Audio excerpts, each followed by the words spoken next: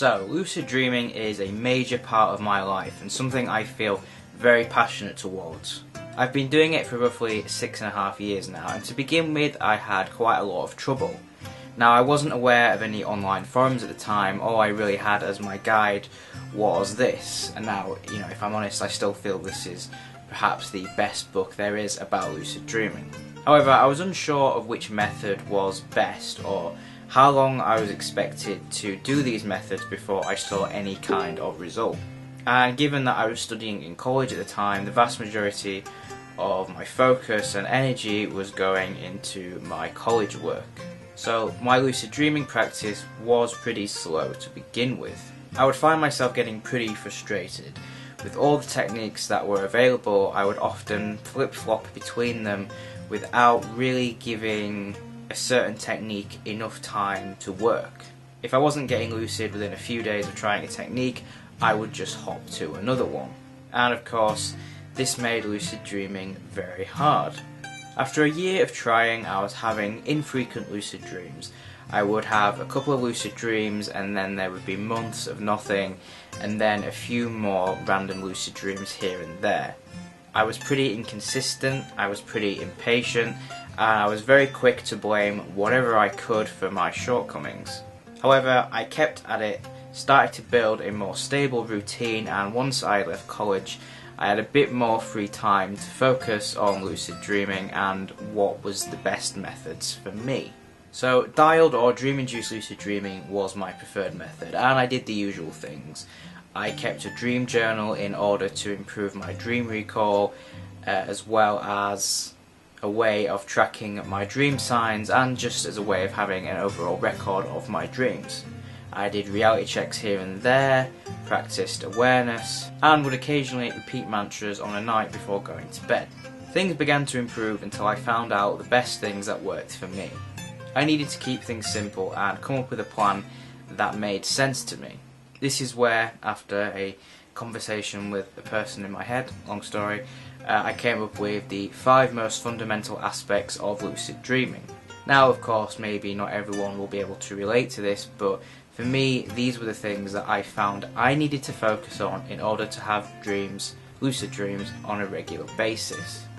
With there being so many different techniques, I looked at what was at the core of these techniques. What exactly did they focus on, or what were they built around? I realised that a lot of these techniques, although they were quite different, fundamentally they had the same principles. So these are the 5 things: relaxation, awareness, positive mindset, enthusiasm, and creativity. Relaxation is pretty self-explanatory. It's harder to get lucid if you are not relaxed. Stress can have a lot of terrible effects on our health overall, but definitely has an impact on the quality of our sleep, and if we are not sleeping, we are not dreaming. Stress can also decrease our REM cycles, which again has a great impact on our dreams. Of course, stress is a massive thing and nobody is immune to it, and if you are going through something right now that is very stressful and requires a lot of your time, it's always best to figure those things out first, but there's always some level of stress going on in our lives. For me, if I am agitated or tense, it's much harder to get lucid. It also affects my ability to remember my dreams. I'm less likely to remember a lot of the details in my dreams if I am stressed. Therefore, I usually take out a bit of time before going to bed to focus on getting relaxed. At the moment, I'm really into ASMR videos. I listen to and watch quite a lot of ASMR. I will usually spend maybe 30 minutes before bed watching some ASMR videos in order to get relaxed. Progressive relaxation is also a pretty good technique that you can use. This involves going from head to toe, or from toe to head if you prefer, and going through each muscle group and tensing them and releasing them. Mindfulness meditation, breathing exercises, fresh air, making sure you get enough exercise during the day should help you to be more relaxed on an evening before going to bed. Awareness. Now, awareness is a massive part of lucid dreaming. Take reality checks, for example. The important part of a reality check is the awareness that you gain from doing a reality check. I believe I've said this in various places before, that The reality check itself isn't the most important part of reality checking. Usually before you do a reality check, you suddenly become aware of your surroundings. Maybe you've seen a dream sign, or you just have that random spark. You've been made aware, and in order to confirm whether it's a dream or not, you then do the reality check.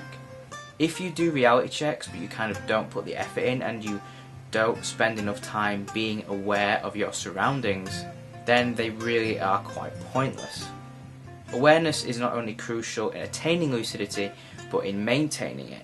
When we first start learning how to lucid dream, our main priority is actually getting lucid, but the majority of the time when we finally start to get lucid, our lucid dreams don't tend to last that long. Now sometimes that's due to excitement and just losing lucidity, but I feel a lot of the time we tend to lose awareness pretty quickly because we're not used to being continuously aware of things in our day-to-day life. You can try all-day awareness, which involves being consciously aware of your surroundings and your senses throughout the day. Now, being consciously aware throughout the whole day is no easy feat, and actually I think it would be impossible to actually do that. If you were to be consciously aware of every single stimuli going on around you, it would be far too much for your brain to handle. So what I do instead is I will usually go for a walk at some point during the day, maybe a 20 to 30 minute walk, and during that walk I will try and remain aware of everything whilst I'm out walking. So the sound that my feet makes when I'm walking on the pavement, the texture of my clothes against my body, the sound of traffic in the distance, all the various shades of green that I can see in a tree, the sensation of air coming in and out of my body, any subtle smells in the air, absolutely everything. You can also practice this at home. You don't necessarily have to go out. Maybe spending 10 minutes just sat in your room, really taking in everything around you, and remembering that although sight and sound are probably the two biggest senses that you focus on, don't leave out all the smaller things as well, such as taste and smell. Now, the one that I fail with the most is positive mindset. Lucid dreaming relies quite heavily on belief, so if you believe that lucid dreaming is really difficult and you can't do it, chances are you are right. As lucid dreaming is predominantly a mental practice, our beliefs around lucid dreaming and how we approach it go a long way. Now for me, I can be very critical towards myself, not just in terms of lucid dreaming, but with everything. If I am doubting myself, if I am angry towards myself, it is very counterproductive. And then it makes it even harder to succeed. So I typically get myself caught in these very vicious cycles until I change my approach and my attitude towards lucid dreaming. Now, belief alone isn't enough, but it is important.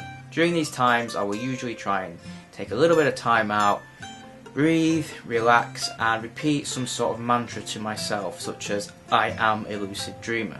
Now we move on to enthusiasm, and enthusiasm in many ways is related to positive mindset. However, I feel that positive mindset focuses more on our beliefs and our attitude and our thoughts, whereas enthusiasm is more about our feelings. When I first learned about lucid dreaming, it was exciting. When I first had a lucid dream, it was exhilarating. Whenever I achieve one of my goals, it is amazing. It is very easy to become disillusioned with lucid dreaming if you aren't progressing as fast as you would like to be, and therefore that excitement you initially felt towards it kind of fades away. I tried to think back to being a child and how some of the simplest things could fill you with joy, and how it's much harder to attain that sense of joy as an adult. Therefore, I try and get myself in a childlike state of mind and get myself really excited for lucid dreaming. I do this by reading over old dream journal entries and by making a list of goals that I would like to achieve in a lucid dream. And lastly, there's creativity, which I feel a lot of people probably don't even consider. I'm a creative person. If you follow me online, you know that I am an artist first and foremost, and quite a lot of my artwork is based on dreams, both lucid and non-lucid. Whether you see yourself as a creative person or not, I always feel it's a good idea to put your dreams down in some sort of creative format, whether that's through drawing, writing, or even creating music. I found this to help with my dream recall as well, because I am constantly engaging with my mind and putting my dreams down in a visual format that I can experience whilst I am awake. It's also really the only way of sharing your lucid dreams with other people in a way that they can understand. The more time I spend thinking about my dreams and trying to visually recreate them, the higher chances I have of getting lucid. And this also helps a great deal with getting excited about lucid dreaming. Maybe if you are a person who doesn't particularly like to write or draw, I find visualization, meditations and exercises are another way of being creative. So those are the 5 things that I focus on when it comes to lucid dreaming. I don't necessarily follow a specific technique, but I make sure that I incorporate those 5 things into my daily life and my daily practice in order to have a better chance of getting lucid. And the good thing about this as well is you can use them for dream-induced lucid dreaming and wake-induced lucid dreaming.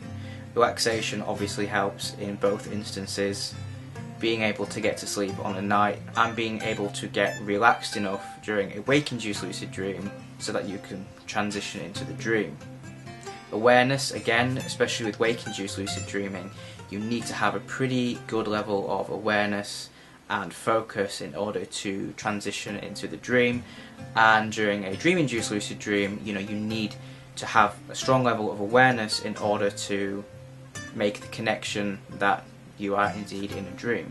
Positive mindset is really a lot about belief, and the belief in your ability to get lucid, and enthusiasm, as I said, is about that feeling you get towards lucid dreaming. So I roughly have between 5 and 20 lucid dreams a month. I typically find the months where I have the least lucid dreams are during summer, and I think maybe that's just to do with the heat, and my sleep cycle kind of changes a bit because of how warm it is. I also find as well, if I pretty much do nothing at all in order to get lucid, I still have a few lucid dreams a month. And obviously, the more work I put in, the more dreams I have. So I still have a dream journal. That's something I find to be really important. It still definitely helps with dream recall, and it helps me to learn about the patterns and dream signs in my dreams, which not only helps with lucid dreaming, but it's a great way to kind of see what's going on in my mind, and it's a good indicator of things that maybe I need to address in my waking life. Also as well, I think it's great to have a record of your dreams and to look back on old lucid dreams or even non-lucid dreams with a feeling of nostalgia. I do reality checks, but I don't do them as often as I used to do. I kind of find that if I'm just practicing awareness in general, that I don't really need to do reality checks as much, because I'm still getting that awareness, if you know what I mean. I find that when I'm having dreams now, when I become aware that I'm dreaming, I don't have to reality check to confirm if it's a dream or not. I will just know that it's a dream, but I still think it is pretty important to do reality checks anyway, because there are still times when I let things just slip past me, and if I'd done a reality check, I would have had a better chance. So I still do think that reality checks are important, but the most important part about the reality check, for me anyway, is the actual awareness, not so much the actual reality check. I'm always at my PC, so I'm always kind of doing something creative. I'm either always drawing or writing or planning videos or doing something like that, so I'm quite lucky that I'm always kind of doing something creative, and then that helps me to get lucid. As I said, the things that I tend to fail at the most is positive mindset, just because I am a very negative person, and it's very easy for me to fall into these very negative cycles, and when I'm in one of those negative cycles, I struggle to get lucid. And then, because I'm struggling to get lucid, I feel worse about myself, and we keep going and going and going. So that's just how I get lucid on a regular basis. I make sure I do something that encompasses those 5 categories on a daily basis as best I can.